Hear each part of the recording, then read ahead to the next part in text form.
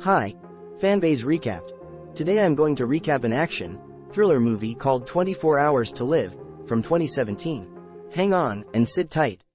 The movie began with Interpol agents led by Lynn, driving a convoy through a vast desert at the Bother in Namibia, South Africa. They're transporting a prisoner and a witness, Keith, who's in cuffs, explaining why he took the job with Red Mountain, a multi-million-dollar organization, running secret inhumane experiments. At border inspection, they're being ambushed by a group of mercenaries with some heavy firepower. The convoy took a lot of damage, and after losing their driver and all the other agents, Lynn is injured but manages to maneuver through the harsh terrain and escapes with Keith. Next, at a beach in Florida, Travis, fishing and drinking with his father-in-law, Frank, scatter ashes in the ocean, noting the one-year tribute and farewell to his wife and son. Later, Travis, carrying a drunk Frank back to the apartment, he wishes him good night, as he is going for a walk to clear his head. Instead, Travis went to the bar to get cocaine. In the bar, Travis notices some henchmen tailing him. He assaulted two of them, who told him his friend Jim wants to have a word with him. Still inside the bar, he meets with Jim, who berates him for not calling, tells him they require his unique skills to complete the failed assassination attempt on Keith, who's going to testify against the Red Mountain. Travis refuses, claiming he's retired, but is turned about when Jim offers him $1 million a day. Jim briefs Travis about the mission, tells him Lynn is the only reason Keith is still alive and they were last seen together. Travis demands to know why they want Keith dead, but Jim dismisses him. Travis travels to Hong Kong, China, in attempts to get the location of Lynn, so he steals the phone of Lynn's son, Christopher. To determine Lynn's location, Travis takes a flight to Cape Town, South Africa, and meets with Lynn at the airport. He seduces her and takes her out to dinner. After a night of hot sex, he thought of killing her in the shower.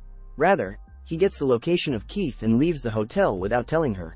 Outside, she intercepted him and a gunfight ensues. She shoots him twice on his shoulder, killing him. With the information of Keith's location still unknown, Travis is brought back to life using a special discreet procedure, so the Red Mountain leader, Wetzler, can get the location from him. After Travis disclosed the location, Wetzler ordered Jim to personally assassinate Keith. Jim protests that he's now a handler and doesn't get his hands dirty, but Wetzler persists. While they're alone, Jim tells him they were never going to let him leave the lab, and will eliminate him momentarily. Travis feels betrayed by the Red Mountain and quickly acquires a scalpel, cuts his restraints. When the doctor arrives to inject him lethally, he attacks her and kills a guard. She tells him that his time is limited and dying again is inevitable in less than 24 hours. He takes her hostage, and escapes by killing the guards guarding the perimeter. Travis calls Frank through a payphone, and tells him he won't be able to make it back. He hijacks a taxi. Keith testifies against Red Mountain, revealing that he was told to bring massive trucks to a remote container yard, and inside those containers, he found dissected bodies of over 70 civilians, men, women, and children, each with cuts in their chests and on their wrists, medically experimented on. His job was to round up the bodies, burn and bury them into a mass grave.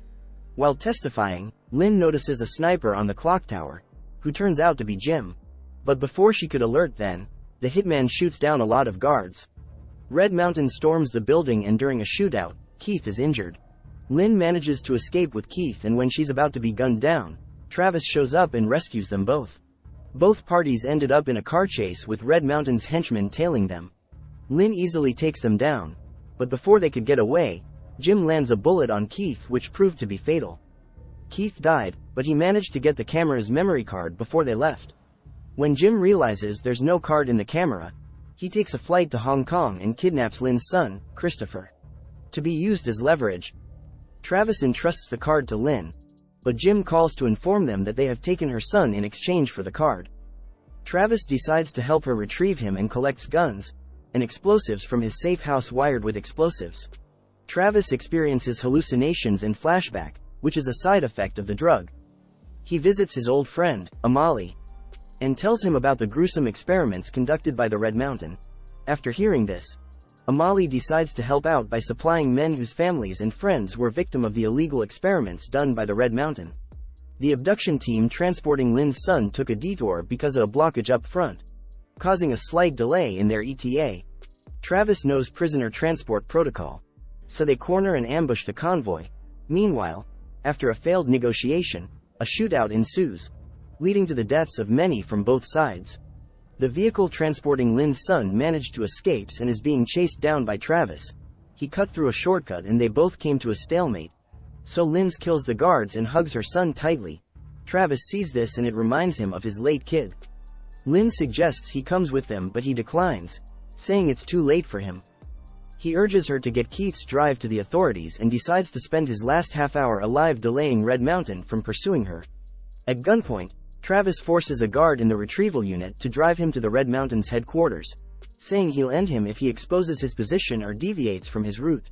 While on the way, he had a flashback of Jim, breaking the news about the death of his wife and kid. On getting to the headquarters, Travis eliminates 2 guards at the gate, notifying the entire agency, hence putting them on lockdown. Wetzler summons Jim and demands an explanation as to why there's a grown-ass man in the back seat instead of a kid. Wetzler told Travis that he ordered a team to find and kill his father-in-law, Frank, if he doesn't abort the mission, but to no avail. Within seconds, armed guards are all over the building. They're being tasked to eliminate Travis, who puts body armor around the driver's seat.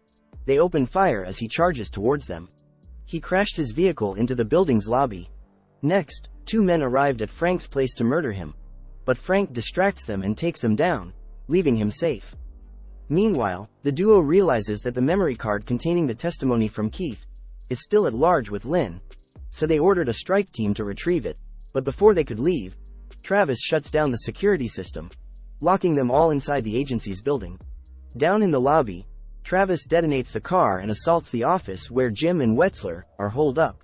With only 6 minutes left, he clears out the room leaving only Jim and Wetzler, who tries to get him to kill Jim by telling him he ordered his wife and son killed in an attempt to keep him from quitting the company, and Jim did nothing to stop it. Travis is furious by the revelation, feels betrayed, but he lets Jim live. Jim then approaches Wetzler to kill him as police arrive. Though they warn him not to shoot, he shoots Wetzler and is gunned down himself. Travis dies and has a vision of his family on a beach. He sees his son and is finally glad he could be with them. But Travis begins to hear the doctor's voice and awakes in the lab where he was first resurrected. If you enjoyed this video, please hit the like button and also subscribe for more videos like this. Thanks for watching.